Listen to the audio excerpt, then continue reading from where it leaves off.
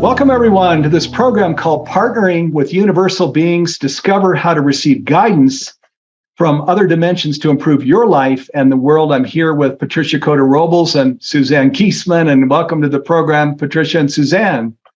Well, I'm honored to be here. Thank you, Steve. It's just great to be part of this program. Okay, and I'm going to properly introduce them here in just 1 second. So we've also been working with Patricia and Suzanne on an acclaimed 8-week masterclass for those who want to go deeper with them. We'll tell you more about that a little later, so be sure to stay with us till the end. But for now, let's focus on the exciting things that we're going to be diving into with them in this moment. I'm going to introduce my special guests now. Patricia Cota-Robles is an internationally known spiritual teacher sharing the messages from the beings of light in the realms of illumined truth. She is also co-founder and president of the nonprofit educational organization Era of Peace and the annual World Congress on Illumination, now in its 36th year. So great to have you with us, Patricia. Thank you. And my other special guest, Suzanne Giesemann, is also a highly respected spiritual teacher and medium. She has written 13 books on spirituality and life after death, and her transition from senior military officer to her current life is featured in the award-winning documentary Messages of Hope, based on her own memoir. She is also the founder of the Awakened Way Teachings and was included on the 2022 Watkins list of the 100 most spiritually influential people on the earth. Welcome again, Suzanne. Thanks, Steve. Okay, so we've got a lot of important ground to cover. Let's just dive right in here. Patricia, I'm going to start with you. Okay. You were a successful and highly respected family therapist when you first received the call to begin sharing messages from the beings of light with the world. You've been doing this for over 2 decades now, reaching hundreds of thousands all over the planet and guiding them in the process of evolving into their highest selves. Can you tell us a little more about the universal beings whose messages and guidance you share and how you came to be the vehicle through which their wisdom comes to the world? Yes, I'll be happy to.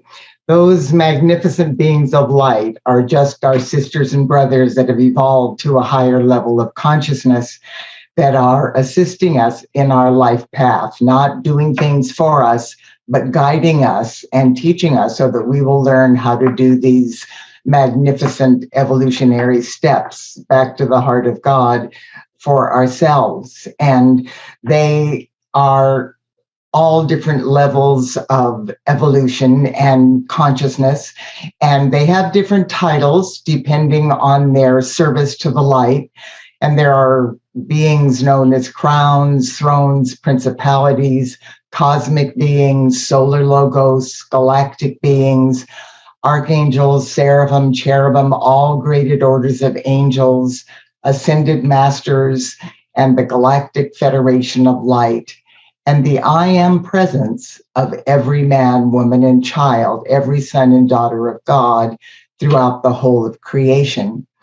And as you can see, the sons and daughters of God are kind of the lower totem pole, and the other beings of light are like college professors compared to us being more like kindergarten students. And one of the things that helps with this, I've had that intuitive inner guidance probably all my life. But one of the things that began really resonating with me was the understanding of the universal law that we've probably all heard about, which is called as above, so below. And in the physical plane of Earth, none of us are supposed to go through all the different fields of science and academics through trial and error without the guidance and assistance of teachers and professors to guide us along the way who have gone before us and learned and then taught us so that we can then learn and in turn share that information with those on the path behind us. And so as I began meditating and contemplating this, there was a time in my life many decades ago when there was a very tumultuous outer world at that moment. It's very similar to what's going on now. It seems like every facet of life was evolving at some level in chaos. And at that time during meditation, the beings of light that I communicate with, and I refer to often as the company of heaven, said that it was time for them to begin teaching to the masses of humanity the esoteric teachings that they had shared with a relatively small portion of humanity through the various mystery schools. And now it was time in the evolution of humanity for these esoteric teachings to be considered exoteric, which means literally shared with everyone in the world who was interested about that.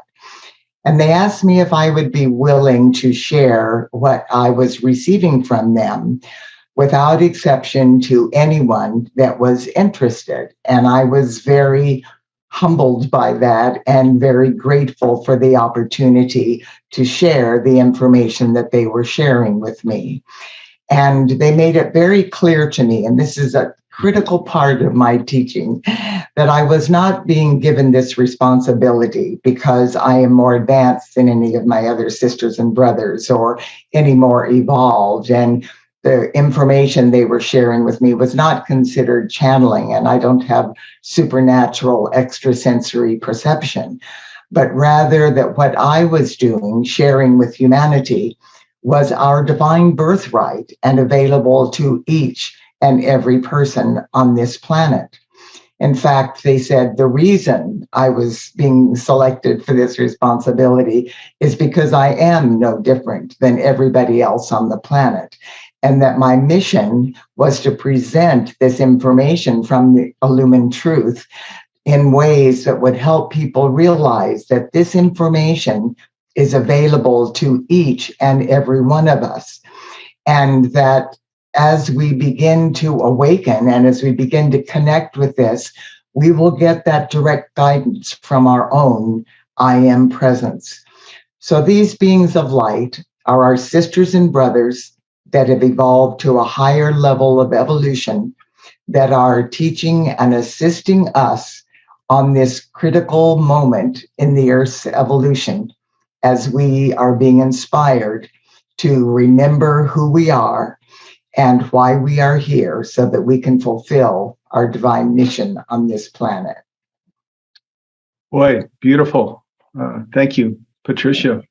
And Suzanne, I'm going to come over to you here. You used to, of course, be a naval commander and an aide to the chairman of the Joint Chiefs of Staffs, and even flew on Air Force One. But then your whole life shifted to what you do now, helping hundreds of thousands across the world to connect more deeply with universal consciousness and their own soul through your Awakened Way teachings. Can you tell us a little about the higher beings who communicate with you and how you came to make this tremendous detour on your own life path? Yes, indeed, Steve. I would agree with Patricia that there's no hierarchy here, even with those we connect with. They just want us to share the messages of love and connection.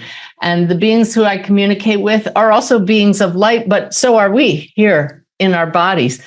And I actually couldn't tell you their names. Sometimes I'm able to identify a few of them, but the wisdom that comes from them is so clearly beyond anything that I could access that I've come to trust them. And it's my greatest honor to share with others that we all have access to this wisdom because we're all souls. I didn't know this during my naval career. And what I love and what I've been taught by my team of light beings is that each of us can reach a specific segment of humanity with our own qualities that we bring to the table. And my left brain background, wearing that uniform for 20 years, seems now to be attracting those who wouldn't normally turn to higher guidance. And I love that. I'm able to reach those who are floundering around a bit like I used to and show them that there is another way to face our day-to-day lives. And that's to realize that we are part of something so much greater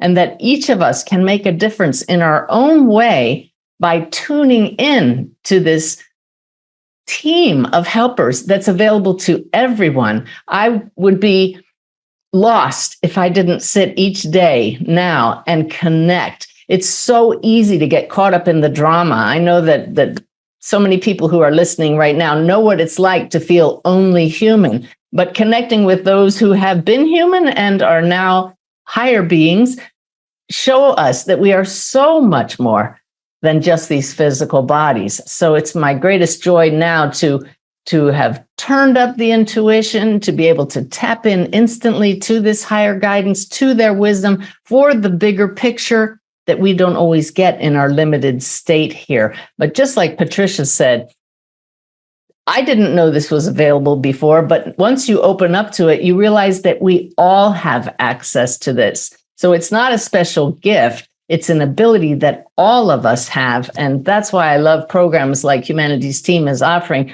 to show us how to tap into that. Yeah, boy, beautiful. Thank you that you're both sharing really one of a critical thing here, which is actually why we're doing this program, because it's amazing the work you're both doing in the world, of course, but what you're inviting us all to really, it's a level playing field to come down, to do this work, to lift the veil, to be a bridge to loved ones, angels, guides, etc. And where we do this together and raise our vibration, guess what? This whole conscious planet that is our dream, and our destiny, we advance toward that. So, Patricia, I'm going to come back over to you. I know many people out there are amazed to know these universal beings not only exist, but have messages for us and want to help us both evolve as individuals and as a species. Can you share a couple of the most potent messages that these advanced beings have for humanity and our future on planet Earth during this challenging time? Yes, I think the most critical message coming forth from the heavenly realms is that they are trying to awaken within us the remembrance of our purpose and reason for being on Earth at this time, that we have literally been preparing for lifetimes to be in this physical plane. And they have shared that every single person on this planet is here because we have been specifically selected, and that means every man, woman, and child, to assist with the awakening and with the transformation of this planet back into her planet of light that she was in the beginning before our fall from grace. And so when people say, well, who am I in this overall scheme of things? It isn't that we're more evolved or more special.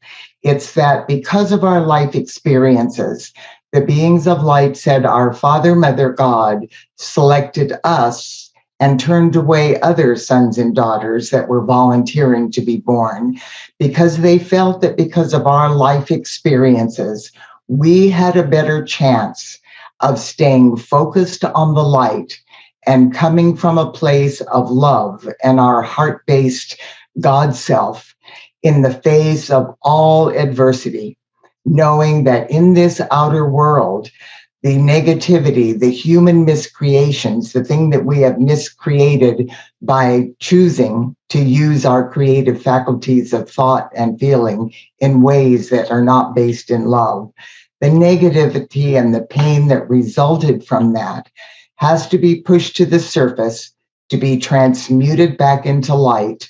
And then we will be able to co-create the heart-based patterns for the new world that we're talking about. And so the beings of light are empowering us to know that it is not a fluke that we are here, so that when we feel that we're not of value or that we don't have power, we don't have the ability to make a difference, that's simply not true. Not only that, but another thing they're awakening and reminding us of as they re-empower within us that we are not worthless sinners and worms in the dust, but rather that we are beloved sons and daughters of God, and that all our Father, Mother, God have is ours. They are reiterating the significance of understanding that we are one and there is no separation, that every thought, word, action, or feeling we express affects every other part of life on the planet, and that what one person is thinking or saying is affecting the whole of creation. So we are powerful beyond our knowing. There is no such thing as us and them. So for us to try to harm any other part of life or put ourselves above or before any other part of life. It is an illusion and a miscreation that is perpetuating the pain and suffering on earth. So they're trying to awaken us to our true God reality and to remind us that every other facet of life is also an intelligent aspect of our Father, Mother, God.